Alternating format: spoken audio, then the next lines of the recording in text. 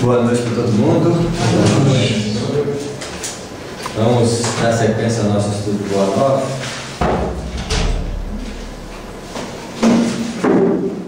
Antes de tudo, é preciso saber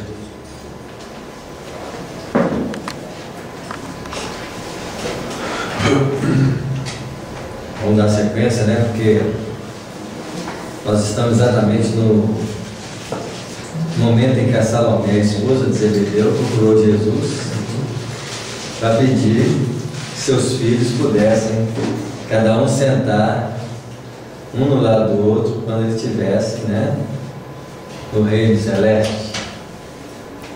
E Jesus disse para ela que antes de tudo era preciso saber se eles quererão beber do meu cálice, né? E é interessante que tem até uma expressão aí que nós até trabalhamos ela. Jesus fala que ele pede a Deus para afastar o cálice. No primeiro momento parece uma perspectiva de covardia, mas não era.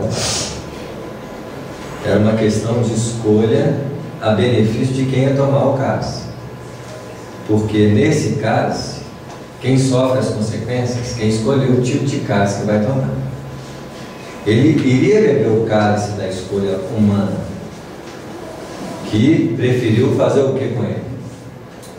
Crucificar. Mas ele preferia tomar um outro cálice, que era a da proposta equilibrada. Muito melhor beber um cálice em que a experiência não precisa ser dolorosa para aquele que escolhe. Ele não teria nenhum contrapeso para tomar nenhum dos dois cálices, mas ele preferia o cálice do processo educativo superior, onde as pessoas teriam bom senso e experiências diferenciadas. É a mesma coisa desse processo do 2019, que tanto a turma está falando. Na verdade, é uma escolha em que um grupo da Terra tem que saber se quer uma regeneração mais suave ou uma regeneração mais o quê? Trabalhada, dolorosa, né? Assim, isso depende do quê? Do nosso comportamento coletivo, da forma como nós lidamos, principalmente em nós não criarmos um movimento de guerra coletiva.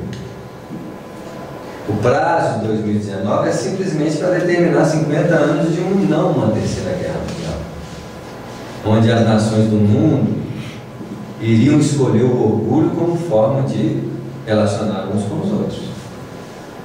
Mas o orgulho das grandes nações é o reflexo do quê? Do orgulho de todos nós no relacionamento uns com os outros. Não é assim? No trato humano. Então, é apenas uma escolha de cálices. Nós podemos ter o cálice da regeneração pesada, que vai dar mais trabalho, vai dar uma reconstrução mais dolorosa, né? Assim, mas vai entrar no processo de regeneração. Ou o cálice de uma regeneração mais tranquila, suave, onde nós aprendemos a nos respeitar, pelo menos para não destruir os nossos irmãos, porque tem nomes, características diferentes de nós. Esse processo aí não é individual? É individual o processo de regeneração. Sim. O processo de fazer uma guerra já é de ordem coletiva. É assim? Já é um processo em que as nações podem tomar atitudes precipitadas. Mas isso só vai ocorrer se as nações, as grandes nações do mundo, quiserem uma guerra. Mas vamos supor que eu não esteja de acordo com isso. Não importa, você pode eu não posso estabelecer no seu comportamento o retorno na Terra depois do processo mais doloroso da regeneração. É o que pode acontecer, já que você não participou do processo. Está claro? Porque nós mesmos, qual é a probabilidade de retorno próximo de uma regeneração? Porque a regeneração é um trabalho a ser feito na Terra. Está claro? eu posso falar assim, eu não entro em guerra pessoalmente. Quem está escolhendo individualmente sou eu. Sim. Então, eu vou desencarnar daqui uns 30, 40 anos. Aí eu desencarno. Aí a Terra entra numa guerra, escolhe esse processo. Eu posso ficar no plano espiritual acompanhando o processo mais difícil. E quando a Terra estiver mais estabelecida em harmonia, eu posso fazer o quê? Voltar. Eu só não vou passar por quê? Pelo processo doloroso de transformação. Pode escolher? Pode. Essa escolha é individual nesse sentido. Mas o planeta, coletivamente falando, vai ter que passar por aquilo que os grupos escolherem. Porque a maioria de nós podemos alimentar um jogo coletivamente de apoio à guerra. Mas como é que eu alimento um jogo de apoio à guerra? Meu trato com quem? Eu estou em guerra com meu vizinho. Isso. Qual que é a diferença? Posso não estar matando, mas está estou matando de outra forma. E também a gente tem que levar em conta também que tem outros mundos no mesmo processo, né? De regeneração também, né? Tem. Eu posso encarnar no outro mundo. Isso. Nós não estamos sujeitos a ficar presos no planeta apenas. Olha o número de espíritos que estão no planeta hoje, e o número de espíritos que estão no planeta há 1 milhão de anos atrás, há 500 anos atrás. Não é assim? No mínimo, no ano 2000, o Emmanuel diz que tinha 20 bilhões de espíritos para 4 bilhões de espíritos no planeta. Isso quer dizer que a proporção era o quê? 5, né? 20 milhões para... 20 bilhões de espíritos encarnados para 4 bilhões encarnados. Isso, só que a Terra, gente, nós temos que imaginar o seguinte: imagina, cada vez que a Terra cresce, mais probabilidade é que dá para espírito vir para a Terra. Porque a Terra é como se fosse uma grande alfândega de espíritos. Tem espírito vindo, tem espírito o quê? Isso. Na perspectiva de regeneração, é um outro patamar que estabelece uma alfândega que nem todos os espíritos podem chegar na Terra. Fecha-se a porta portuária de determinados níveis de espírito. É porque Deus é mau? Não. Porque o planeta não cabe mais espíritos de naturezas inferiores. Aí o que chega aqui? Se não entra espírito assim, vai entrar espírito de outros o quê? De outras qualidades. Aí alguém fala assim, mas os pais estão tendo poucos filhos. Como é que vai ser isso? O processo reencarnatório pode mudar completamente. A entrada do espírito no plano físico pode ser ter outras determinantes para influenciar esses espíritos reencarnados no planeta. Terá outra perspectiva. Imagina um mundo de regeneração, um mundo feliz. Quem não quer vir para cá? E quem não quer reencarnar? Não é assim? Agora, no mundo de prova e expiação é um pouco mais complicado, porque a reencarnação é feita com base no quê? Na ignorância. Mas veja bem, o próprio aperto financeiro, a conscientização dos casais de não ter muitos filhos, o que faz com a reencarnação no mundo de prova e expiação em processo de finalização? Diminui. Aí o espírito fala assim, eu quero nascer. Como, meu filho? Os caras estão tendo só 2 filhos. É fila. Mas o que eu vou fazer? Meu filho, tem um planeta novo ali, está todo mundo nascendo à vontade. Vai pro outro, Isso, mas é poucos lugares que é assim. A condição reencarnatória hoje no planeta é extremamente reduzida. Por que é extremamente reduzida? Porque meus avós tinham 13 filhos. Meus pais já tinham 8, 7. Nós temos quantos? 3, 2. Se deixar os nossos filhos, deu 1. O que ele está fazendo? Está restringindo o processo de reencarnação em mundo de prova e expiação. Até oficialmente, dados do IBGE, estudos, estava lendo recentemente, fala sobre isso, que a gente vai ter um inchaço, nós vamos chegar a 250 aqui no Brasil e depois vamos cair para 170 em 2100. Eu não entendi o final que você falou, vai ter 170. Em 2100, nós vamos primeiro inchar, em 2050, vamos chegar a 250, e em 2100 nós vamos para 170. Isso é estatística do IBGE, estudo que eles fazem lá, escolhendo um naturalmente, mas exatamente por essa maternidade. Agora imagina mães e pais que tinham 13 filhos. Quantos espíritos reencarnaram? Era muito espírito. É muito espírito encarnado. Não adianta dividir espernear lá, não. Não adianta, não. A coisa não se faz pela força. É assim? Tudo isso opera transformações. A medicina cura. Espírito que quer doença vai fazer o quê? Vai ter um planeta que tem doença. As portas vão fechando de tudo quanto é jeito, economicamente, medicina, tudo vai favorecendo o planeta mudar. Eu não posso ver o planeta Terra funcionando do mesmo jeito de 100 anos atrás, porque não é. É outra marca. Deixa eu perguntar uma coisa. Você estava falando aí da reencarnação, né, desses espíritos, né? Mas não tem a questão de afinidade com os pais, os descendentes? Se o espírito for nobre, sim.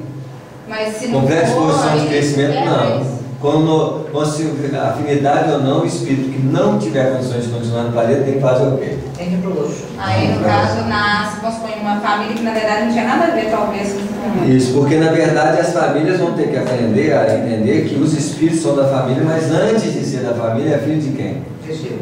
Então os pais e as mães falam assim: agora já não é meu filho, porque eu vou cuidar do que eu tenho compromisso aqui. Ele passou a ser filho de Deus porque vai encontrar o quê? Outra família. Outras famílias, porque essa ilusão de apego familiar é nossa. Pela característica como o planeta funciona no processo de lei de causa e efeito. Vai chegando uma hora que a coisa não funciona assim, não. Se, por exemplo, muitos espíritos podem ser capelino hoje.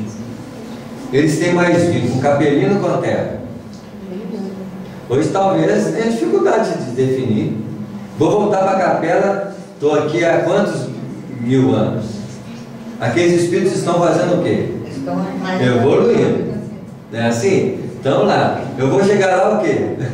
Quem é meu parente lá?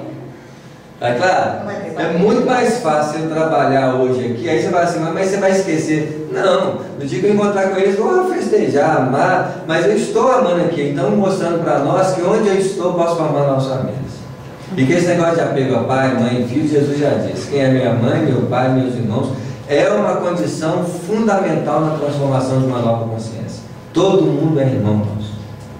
Mas aqui, eu vou tornar a perguntar de novo. Mas a gente até, né, isso é uma coisa para o futuro, ou isso é uma coisa que já está acontecendo? Porque tem aquele livro Vida e Sexo do Emmanuel, fala, né, não existe ninguém na nossa família que não tenha um processo de resgate, um processo kármico. Todo mundo que está ali é necessário para o nosso livramento e tem alguma... Enquanto a Terra permitir isso, está ótimo. Isso vai mudar. Isso. Porque não adianta, a não ser que você, como pai e mãe, fala assim: eu vou lá pro chupão. Não quero nem saber. Eu gosto, não, mas você é meio apego? Não importa. E eles não vão respeitar você. Aí você vai atrás dele. Mas vai ter que abrir mão também do quê? Mas muitas vezes um espírito desse fala assim: não, vocês estão evoluídos, né? Você não vai não. Não, vocês estão evoluídos, pode continuar sem mim, eu vou atrás de quem dá o quê?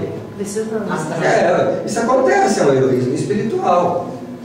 Tá claro? O que era o Abel, simbolicamente falando? Tipos de espíritos como esse, que vieram aqui com a missão de tentar ajudar os espíritos que estavam em processo de luta, que era o grupo Caim, o grupo Eva e o grupo Adão. Aí o Abel chega aqui para tentar fazer o quê? Amenizar as lutas e trazer princípios de espiritualidade aos espíritos que eles amavam. Mesmo que ele sabia que o Caim vai fazer o quê? Matá-lo nas intenções superiores. Porque o Caim obedece mais os impulsos de animalidade. Essa que é a vitória e a morte. Né? Então a gente vê que essa visão apegada em mundos de reencarnações como a Terra circula há muito tempo. Mesmo assim, nossos filhos, nossos parentes vão casando, vai fazendo o que com a família? Distanciando. Aumentando. É isso. Distanciando. Qual que é o limite de uma família? Uma família que tem 13 filhos, como é que vai ser o tamanho das... Nossa. É assim? Hoje fica mais o quê? Não é restrito. Mas é restrito pela experiência transitória. Todos os nossos valores, no fundo, vão modificar. Porque a forma como nós enxergamos a vida terá que mudar sob o olhar do Espírito. Uma nova visão vai ter a vida. Aí todos seremos irmãos. E isso aí não vão ter desapego de verdade, vão ter uma visão mais ampliada de que todos são da mesma essência espiritual. Então as coisas vão mudando, esse negócio de ficar só circunscrito a um grupo, a uma... É assim, mesmo nas condições espirituais, seria a Narcisa trabalhava com a gente, a Veneranda, ainda caracterizando um certo quê? Apego. O dia que nós vamos chegar no patamar e falar assim, não é só meus parentes em processo de desequilíbrio que eu preciso ajudar, não, tem que precisar ajudar a todos. É isso. Samuel, você está falando muito de parentesco e tal, e o processo kármico, porque às vezes você tem chance de vir numa família para resolver alguma pendência. Enquanto a Terra oferecer isso, você tem essa possibilidade. O seu processo kármico não é só com aquele companheiro ou companheira. Provavelmente, se você tem um processo kármico com algum companheiro em faixa inferior, vocês dois, ou nós dois vão sair, ou nós dois vão ficar. Ou, se for muito complicado, um espírito ele vai e você fica. Mas o seu processo de reajuste não é com ele, é com essa condição de ação que eu tenho que reabilitar com a minha própria quê? Assim, e ele também vai atrair exatamente espíritos que precisam com esse processo de... Porque o que tem, gente perturbada atrai perturbada em qualquer lugar, não precisa de... Pode escolher, pode escolher. Os problemas são os mesmos. Não é assim? Eu preciso resgatar, pode deixar, tem uns 30, uns 50 aí que está à disposição para te ajudar. Não precisa ser necessariamente Não, aquela a pessoa não. Seu ônibus está aí, né? Por isso se fala, né, aquela casa, reabilitação, não, vai reabilitar, fugiu a palavra. Como o inimigo não pode estar a caminho. Reconcilia-se, obrigada. Reconcilia-se contra o inimigo não pode estar a caminho. Isso depois mesmo. pode ser mais difícil. Isso mesmo. Mesmo assim, essa disposição é íntima. Mais do que o inimigo, é o plano de inimizade que eu criei o inimigo. Que é a ofensa, a mágoa, a tristeza, a inveja. Se eu consigo mudar o padrão de ofensa, mágoa e inveja, já não depende do outro para restabelecer esse processo. Mesmo que eu causei o problema em si.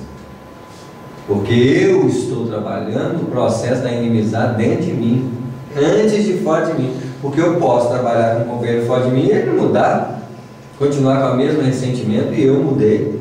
Qual que é o vínculo que eu tenho com aquilo mais? Nenhum. Por isso que os parâmetros eles são relativos, né? A progenitora dos dois jovens embaraçou-se. Além disso, o grupo que rodeava o Messias observava com indiscrição a manifesta curiosidade. Por que eles olhavam com indiscrição? Porque não estava sendo discreto. Porque não era eles que estavam, porque também eles queriam o quê? Saber o que O mesmo lugar. Não, ela falou na frente deles. Eu que vou aceitar, porque que é o filho dela? Na verdade é uma inconsciência completa. Quando Jesus falou isso, ela falou assim, mas que cálice é esse? Que negócio é esse? Ela ficou perdida porque uma coisa é a intenção do que estava pensando que era, outra coisa é o que é real. Ela pensava que fosse uma coisa... Só que todos os discípulos que estavam lá também falaram assim, mas por que ela quer dos dois e não eu? É assim? Todo mundo queria almejar esse espaço lá. Mas ninguém queria tomar o cálice. Mas ninguém sabia que cálice é esse. É assim? Eles vão ficar sabendo que cálice é esse depois que Jesus falar o que é. Que é o capítulo do qual?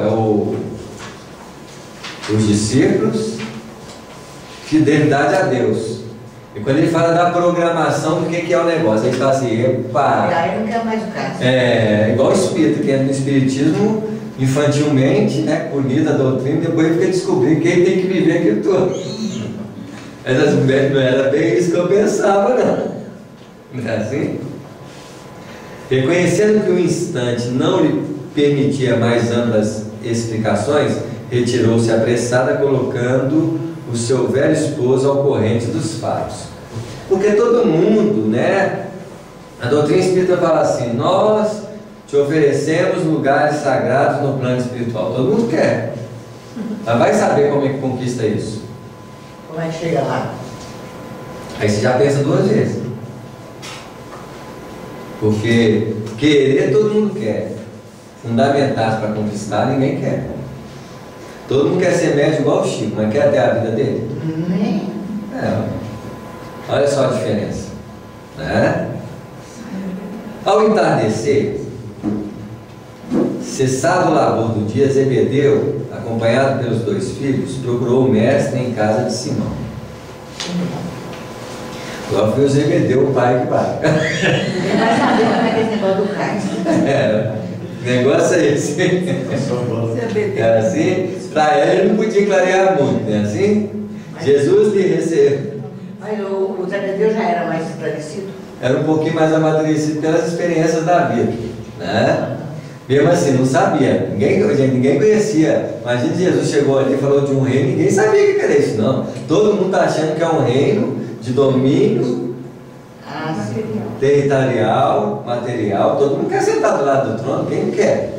Beneficiar-se da riqueza do rei, do prestígio do rei. Todo mundo querendo esse. Jesus fala assim: meu reino não é esse, não. Não é bem assim o meu reino, não. Mas ele não tinha falado ainda, não. Ele só falou do reino. Não é assim? Todo mundo explicou, né? Isso aí. Todo mundo lê o nosso lar e fala assim: eu quero o nosso lar. É assim? Oh, que beleza, tem aeróbus, olha, gente, o que é isso? Que lugar que tem aqui parecido com o nosso lar? Falar em ué, todo mundo quer, ué. Diz que o japonês vai lançar na Copa e o carro que voa. Você viu? Você vê, né? Jesus lhe recebia a visita com extremo carinho, quando o velho Galileu expunha suas razões, humilde e respeitoso. Zebedeu, respondeu Jesus: tu que conheces a lei, que guardas os preceitos do coração, ele já está falando outro nível. Olha só, você que conhece a história dos profetas, dos companheiros, não é assim? Sabes que algum profeta de Deus que no seu tempo fosse amado pelos homens do mundo? Não. Quer dizer, ele sabia. Sabia. Que a história deles foi de o quê? Sacrifício, dor e rejeito. Então, muitos de nós queremos ser médicos, escrever livro, esperando o quê? Fama? Fama, reconhecimento. Esse livro mesmo que eu psicografei sobre André Luiz, quantos não enxergam correção? Mas eu estou esperando o quê?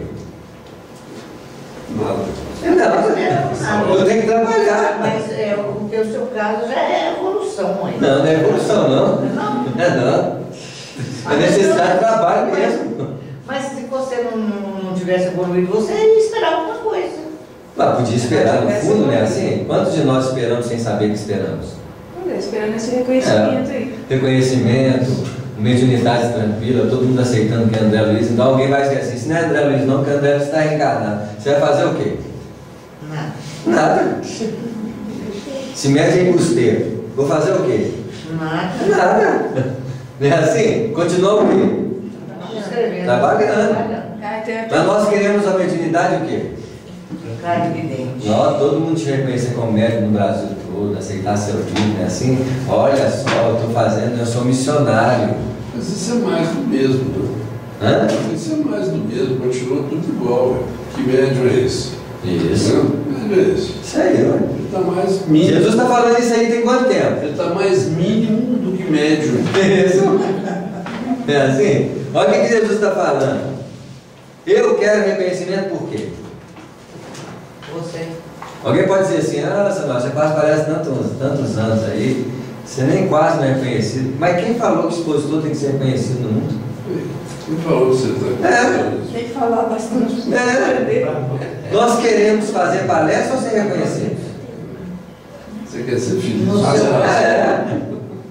Nós temos que trabalhar, mesmo que as insinuações cheguem, mesmo que as competições cheguem, mesmo que dentro de nós sentimos necessidade de ser reconhecido, nós temos que colocar isso tudo em xeque. Nós temos que trabalhar pela verdade, pelo bem acima de tudo. Não importa a nossa manifestação individual, o que importa é a verdade, indiferente do que está acontecendo na nossa intimidade. Nós não podemos mais seguir os parâmetros. Olha a fala de Jesus aqui. Quem é que passou pelo mundo reconhecido? Que médico vai passar sem tomar, né, pancada? Ô Samuel, eu tenho aqui um capítulo aqui desse livro aqui do Emmanuel, que chama Estudo de Vida, que fala assim, ó, o que os outros pensam. Eu achei bem interessante. Aquilo que os outros pensam é a ideia deles. Não podemos usufruir-lhes a cabeça para imprimir-lhes as interpretações que são capazes diante da vida. O que os outros falam, a palavra dos amigos e adversários, dos conhecidos e desconhecidos, é criação verbal que lhes pertence. O que os outros fazem, a atividade dos nossos irmãos, é fruto de escolha e resolução que lhes cabe. Ele vai... Isso mesmo. A alegria do Allan Kardec era ver os conceitos da espiritualidade ali, né? Mas ele era ser humano. Quando ele viu lá queimando lá os livros dos espíritos, ele ficou, poxa vida, que esforço, não é assim? Mas uma pessoa que pega o livro dele, que ia suicidar, e manda cá o livro com a dedicatória, falando que ali salvou a vida dele, ele já ficou o quê?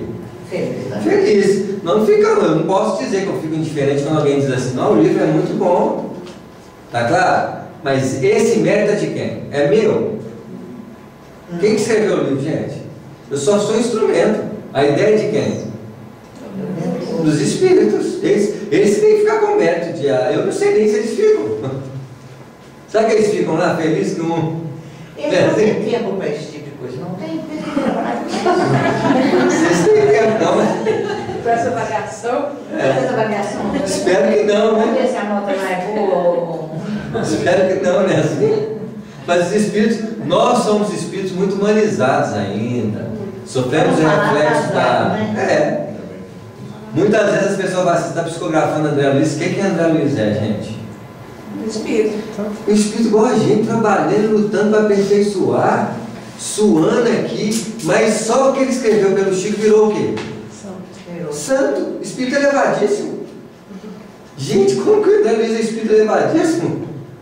Nós todos somos iguais. Mesmo os espíritos elevados, não sabemos o que é elevado. Nós temos ideia que é o espírito sem o quê? Nenhum tipo de mácula. Gente, olha os apóstolos. Era espírito capelino, que acompanharam Jesus não é só de capela, não. Ali de onde vocês vinham? De Sírios, lá. São espíritos que vêm. Aí nós falamos assim, o que é evolução? O que é? Nós podemos estar assim dentro de um padrão de quando nós não reagimos mais, principiando o que realmente é o verdadeiro caráter da virtude. Nós pensamos em virtude, aquela coisa o quê? Sim, isso. Olha a Maria de Magdala, gente. Espírito nobre, que se envolveu com o quê? Com a beleza. É assim? Traiu-se por valores. Um dia eu vou falar isso, um cara falou assim, respeita a Maria de Magdala. Mas eu estou desrespeitando a Maria de Magdala? Paulo de Tarso, é assim? Então quem escreveu o livro da Maria de Magdala fez o quê? Não, gente, são espíritos como a gente lutando, tem valores, tem energias fundamentais, tem, mas tem muitos de nós que tem energias fundamentais que tem na vida aí, que a pessoa fala assim, não, hoje eu dei uma... Mas quantas vezes vai escorregar? Nós estamos falando disso de luta, gente. De lutas e lutas. Vai eu avaliar o caráter evolutivo da Maria de Magdala? Eu não posso avaliar o caráter da Maria de Magdala. Mas hoje eu compreendo que tanto virtude como deficiência é muito próximo do que nós somos. Mesmo porque a gente está encarnado aqui, né? Senão nem estaria, né? Senão nós estaremos lá. Nem estaria encarnado. Mas nós estamos chegando num patamar, muita gente fala assim, o que vai ser o mundo de regeneração? É nós melhorado. Não pode ser diferente disso. Eu não posso chegar no mundo de regeneração e já ser regenerado, espírito iluminado. Mas então o que é regeneração? Trabalha ser feito o quê? O mal ainda vai existir. Isso. Porque nós não podemos mais fantasiar uma perfeição e santificação superficial. Eu achava, no início da doutrina espírita, que os apóstolos eram todos o quê? santos, elevados, nobres. Na hora que você vê Paulo Estevam, você fica assim, que é isso? Está igual o centro espírita que eu frequento. Ué. O grupo apostolar de Jesus não é igual ao diferente centro espírita, não. Tem gente que vai para mim e fala assim, nossa, logo do centro espírita com aquela confusão toda, assim, isso aí é diferente? Eu achava que seria. Você vê. Se o grupo de Jesus era perturbado, o centro vai ser igual. Mas por nobre e elevado. Não se iluda, não se iluda. Há 23 anos atrás eu me iludi. Isso aí. Mas eu entrei e comecei a observar que a coisa era bem. Isso aí. Porque são seres em encarnados. Evolução, encarnados, em processo de luta. Como eram os espíritos próximos de Jesus. Mas foram lá, foram crucificados. Eu não sei como é que vai ser a nossa luta de dar um recado espiritual. Nós damos recado espiritual o tempo todo, gente. Na forma de conduzir a nossa existência. Tem hora que nós damos recado o quê? Bacana. Mas tem hora que nós fazemos o quê? Tem gente que vai desacreditar do doutrina espírita como você. Não é assim? Por quê? Acreditaram que nós somos espíritos o quê? Infalíveis. Mas nós somos espíritos infalíveis? Aí fala para você assim, você é espírita, fazer isso. Eu nunca mais volto no centro espírita. Decepcionou o Claudinho, olha, estuda doutrina espírita. Ela não vai te decepcionar, eu volto. Eu estou em luta. Não é assim? Então nós começamos a entender que nós temos que fazer a nossa parte, sempre como o Chico fez. Chico trabalhou o tempo todo, gente. Chico tinha suas dificuldades, suas limitações. Não é assim? Senão não seria o Chico Xavier, mas tinha muito o quê? Muita bondade, muito carinho. Até porque ele era um espírito feminino. As mulheres têm muito mais características amorosas do que os homens, não tem a menor dúvida. O Chico tinha muito mais credencial feminino do que masculino. Então você olha aquele amor profundo porque é uma mãezona. O Chico era uma mãezona. Não é assim? Mas um espírito reencarnado no corpo masculino que não desvirtuou o seu padrão de uso sexual. Mas isso, os homossexuais, os heterossexuais que têm esse espírito são menores do que o Chico? Não, gente, é a luta. É a luta de cada um. Samuel, deixa eu aproveitar e tirar minha dúvida. Posso? Ainda bem que não é só eu que tenho dúvida. O Chico realmente, né, ele não teve nenhum tipo de relacionamento, né, assim, afetivo. Mesmo assim queria. Queria casar. E ele passa por uma dificuldade. Eu estava até lendo um livro, né, sobre a vida dele recentemente, que fala que às vezes ele se afastava e se afastava da casa dele e ele começava assim a conversar com as próprias células do organismo dele e dizendo que ele tinha aquela energia dele, que ele tinha o comprometimento de direcionar a essa energia sexual para outras coisas, né? E foi um trabalho imenso que ele realizou de mediunidade, de escrever obras, de assistência social, que foi o forte dele. Aí a minha dúvida é essa: esse seria o correto da pessoa que de agir ou eu só estou querendo escrever. Na condição do uso da energia em prol do trabalho que ele precisava fazer, ele reencarnou com a missão de não ter família. Sim. É um projeto dele. Embora ele até fale que a família dele, os filhos dele foram as obras dele, né? Isso. Tá claro? Mas existem médicos que nasceram com a possibilidade de ter família. Pois é, mas no caso do homossexual, ele teria que se abster disso? Seria esse a luta do homossexual é tentar abster-se do vínculo com pessoas do mesmo sexo. Mas ele dá conta? Não. Pois é, mas esse seria o padrão de luta dele, porque ele está reencarnando para isso. Se ele vai conseguir isso ou não vai conseguir, né? Assim como o heterossexual, o padrão de luta dele é permanecer com um vínculo único de canalização sexual.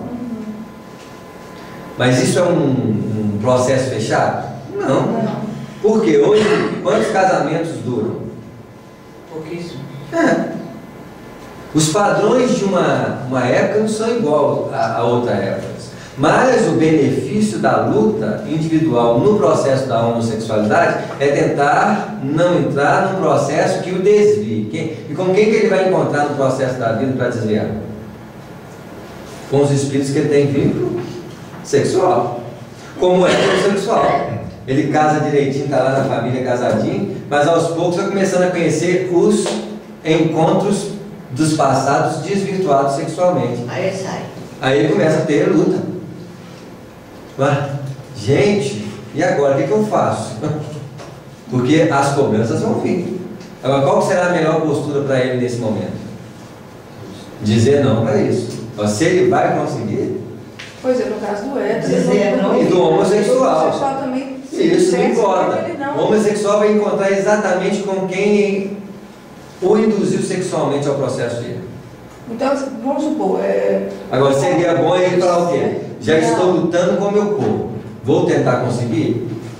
Vai tentar conseguir. A luta do Chico não era sexual. Mas ele tinha anseios o quê? Amorosos. O Chico casaria naturalmente com uma mulher e teria filhos? Naturalmente. Mesmo nas condições que ele apresentava emocionalmente. Mas essa não era a missão dele. Ele reencarnou para fazer o quê? Escrever livro. Pouquíssimos são igual ao Chico. Esses espíritos igual ao Chico, você pode notar que são missionários no aspecto religioso, científico. São pouquíssimas pessoas assim. O resto tudo tem vínculo o quê? Sexuais e amorosos. O Divaldo também? Divaldo também. São espíritos que se comprometeram com esse tipo de tarefa específica. Mas também não poderia casar. Não ia ter problema. Mas ele não pediu, então ia ser mais difícil aparecer alguém querendo casar com ele e ele criasse esse vínculo, porque não tinha esse compromisso. A maioria de nós não temos vínculos e vínculos. Quer dizer, esses relacionamentos existem, né? Porque ainda essas pessoas ainda não conseguem, né? Isso. A luta do homossexual e do heterossexual é o quê? Criar um vínculo de equilíbrio. Do homossexual, tentar lutar contra os impulsos do corpo. Não conseguindo, não tem nenhuma diferença do homossexual que casa com uma pessoa do mesmo sexo do heterossexual que casa. Todos os dois vão lutar com duas disposições, que é o quê? A poligamia. Porque homossexualidade não quer dizer sexualidade desvirtuada apenas. Como a heterossexualidade tem o desvio sexual é de todo mundo, com umas exceções. Tá claro? Agora, eu estou lutando com o corpo, eu estou lutando com o corpo. E estou lutando contra tendências, que eu estou lutando contra tendências. No mundo em que o comércio, a propaganda, tudo está contra você. A nossa sorte, para quem tem mais consciência, está na doutrina espírita, que é tudo claro. Mas as tendências vêm. Os pensamentos vêm, as ilusões vêm. Você pode até pensar assim, graças a Deus eu não te sigo mais. Eu não posso negar que eu possa ter impulsos, percepções e anseios. Até porque o verdadeiro espírita luta contra o quê? Suas más e inclinações. Por isso que o grau de virtude, né, ela está relacionada com a maturidade que a pessoa tem de observar esses movimentos na própria intimidade. Francisco de Assis, gente. Não. Quem que é Francisco de Assis? O livro dele é dureza. É o quem? João Evangelista. Reencarnou na Terra em espírito puro? Não. Sofreu influência. Ele sofreu muito. Né? Isso. Teve muitas dificuldades, né? No próprio livro, né? Do Volumes, né? Dificuldades que ele teve. Olha, o Paulo de Tarso ia casar com a Abigail e ele não sofreu as influências da juventude como a maioria de nós sofremos, porque era religioso. A religião judaica da época é igualzinho hoje uma religião dessas mais ortodoxas, firmes, que o cara está ali dentro por causa de quê? A doutrina espírita, ela tem esse caráter, não, nos dá o quê? Liberdade de escolher. Mais difícil. Espírita tentado, espírita tem que ser muito consciente para não cair nas armadilhas da vida. A armadilha é essa que tem repercussão na onde? Na própria intimidade. O interior dele fala assim, vai, segue, né? Assim, não posso. Sossega, leão. É isso que é espírito, gente. Nós não podemos fingir que nós somos. Que santo é esse, né? Assim, é um olhar, né? Santifica. Eu não conheço esse olhar, sinceramente. Se Jesus o tinha claramente, um espírito puro. O que é espírito puro? Ele não tem a sujeira que nós temos do passado. Ele purificou. Agora o resto tudo tem o quê? Tem um pezinho passado. Tem. O pé está sujo. É assim? Não tem os pés reluzentes como o metal passado na fornalha. Não tem assim o Apocalipse. É assim? Limpou o pé. Então nós temos esse pé limpo. Por que Jesus queria lavar os pés dos discípulos? Porque é ali que está o subconsciente e o passado dele. Se você não limpar a sujeira do seu passado espiritual, você está sujeito a elas. Eu vim limpar os seus pés. Eu vim limpar a forma como você andou na trajetória evolutiva até agora. Nossos pés andaram por terrenos o quê? Múltiplos, que deixaram marcas profundas dentro de nós. Ao entrar numa casa, deixai sobre ela a vossa paz. E ao sair na casa que não te receber, o que tem que fazer? Tira a poeira. Você se mexeu com sujeira. Sujeira da casa que também reflete o quê? O seu passado. Então, olha, limpa, sacude, não leva com você. Porque você pode entrar e sair com a mesma característica da sujeira da casa que você entrou. Mas quando Jesus faz isso, é só uma simbologia, né? Uma simbologia profunda, falando do nosso passado espiritual quando lida com o problema dos outros. Mas não... Ao entrar numa casa, a casa de quem? Ambas. Porque quando eu estou tratando um problema de ordem individual de alguém, eu posso estar também entrando na própria casa. Isso, porque ele não falou qual casa que eu estou entrando. Ao entrar num lugar, eu posso estar entrando na mesma condição dentro de mim.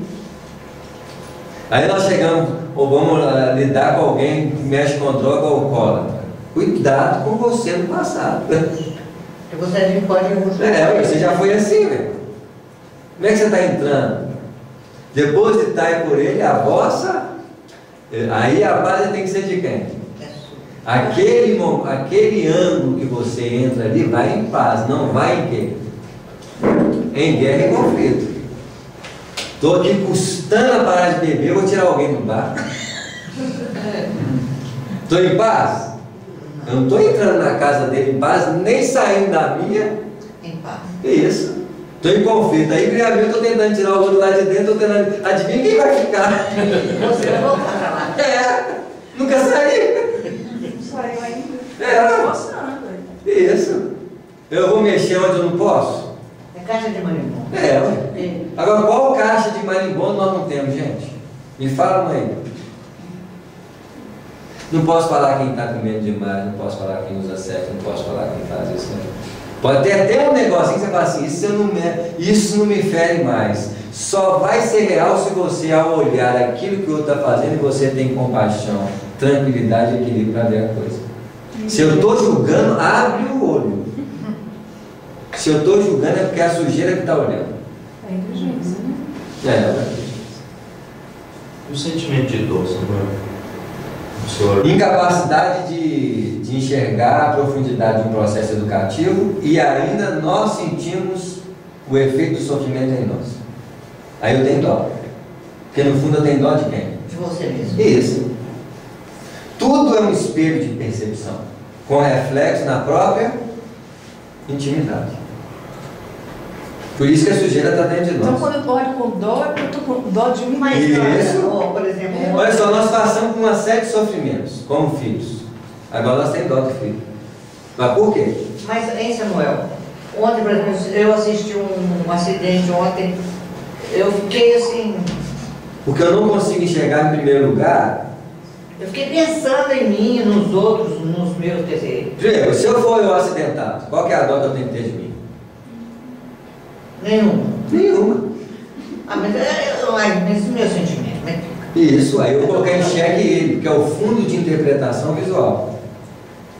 Porque no fundo tudo que está acontecendo é uma forma interpretadora dos fatos da vida, que eu tenho que colocar em xeque. Porque eu estou refletindo o fundo da sujeira dos meus pés no campo onde eu entrei para avaliar. Ao entrar numa casa, depositai a vossa paz, porque eu preciso, para entrar em qualquer lugar, estar muito o quê? Tranquilo. Os pés significam a base, não é isso? A base de sustentação do processo evolutivo onde você caminhou. E onde eu caminhei está cheio de quê? Onde eu estou? Cheio de sujeira, cheio de mar. Então tem que limpar os pés. Então o que Jesus faz com os discípulos? Lava os pés. Porque é ali que está o problema.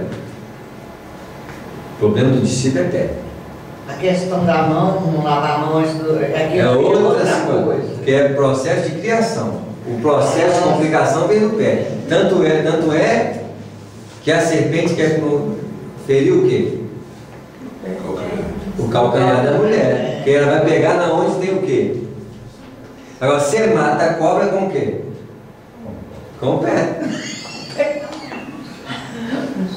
E por que Pedro não queria que lavasse o pé dele? Não tem isso? Distorção da realidade de achar que ele está o quê? Ele era menor. Ilusão do espírito. Então eu acabo de ilusão do discípulo. Ele achava o quê, Simão? Que ele não tinha sujeira, não. Eu vou trair ele. Eu não vou te. Mas ele achava que não tivesse nada de sujeira. Eu não vou te 3 vezes, né? Não vou te negar 3 vezes, não. Tem certeza de mim? Eu tenho certeza de alguma coisa na minha vida, gente? Não tenho, não. Não tenha, não, porque você vai ser surpreso. Vou ter que parar por aqui. Não, Senhor. Não, Senhor. Porque já pegou outro espaço lá. Mas nós voltamos nisso aqui. Mas quando Jesus lava os pés, quando ele lava os pés, ele não elimina essas dificuldades dos apóstolos, não. Ele vai lavar os pés. Como é que ela lava os pés? Faz isso. Pois é, limpar esse passado. Então não é Jesus que está lavando os pés. Vamos compreender isso aqui. Pois é. É o Cristo interior. Para o Cristo interior vir, eu tenho que lavar os pés. Ah, bom, agora eu entendi. Isso, porque Jesus não faz nada. Ele é o reflexo do movimento do Espírito dentro de nós. Agora eu entendi, porque fiquei parecendo isso aqui é uma alegoria. Tudo aquilo é uma alegoria de processo interior, porque Jesus é a representação do Espírito nascendo em nós. Jesus é a teoria do Espírito, que é a nossa cara. Nós estudamos a doutrina espírita olhando para o Espírito ou pensando em ser Espírito? Pensando em ser Espírito. Então eu estou trabalhando com Jesus. O Cristo é o quê? O Espírito manifestando, ressurgindo do processo de luta humana. A luta humana está em pleno Gólgota. Nós estamos em processo de quê? Crucificação. Do quê?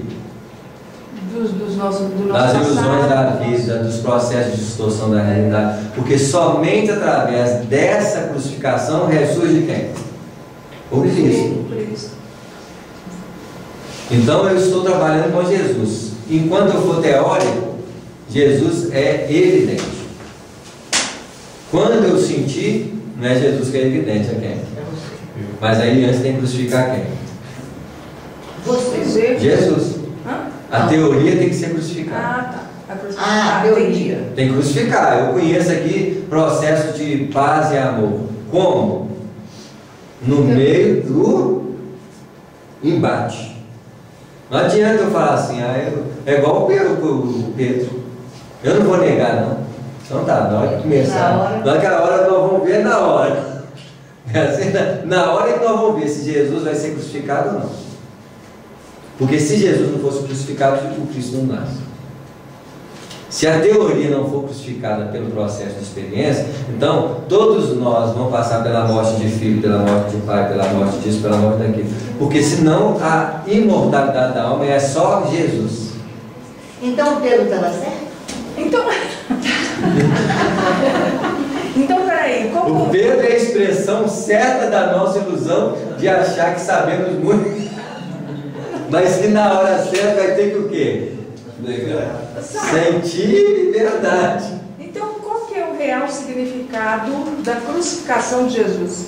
O fechamento do ciclo teórico da verdade dentro de nós. Porque enquanto a verdade for da cabeça, é fácil falar do Evangelho, é fácil fazer palestra, é fácil tudo. Os Espíritos não estão querendo saber da palestra de Samuel aqui nesse estudo. Eles estão querendo saber o que significa na minha vida, no tete a tete do movimento da vida. Porque é ali, naquele cenário, que a minha palestra tem maior fundamento de verdade. Porque já não é o Cristo que vai falar, já não é o Jesus que vai falar, é o Cristo que vai se expressar na forma silenciosa de real manifestação.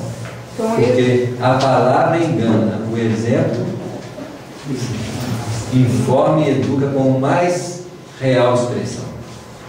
É como aquele ditado, né? Então eu vou ter que morrer, vou ter que ver muita gente morrer, para mim não ver nisso nenhum problema. Aí a teoria deixou de ser expressiva, porque colocou ela em xeque, colocou ela na crucificação, para surgir uma nova forma de relacionar com a vida, de uma natural aceitação do processo em si. Porque aí os Espíritos falam assim: crucificou Jesus, o Cristo renasceu. Então esse é o significado da crucificação. Porque o significado da verdade do Evangelho é a realidade do próprio Espírito.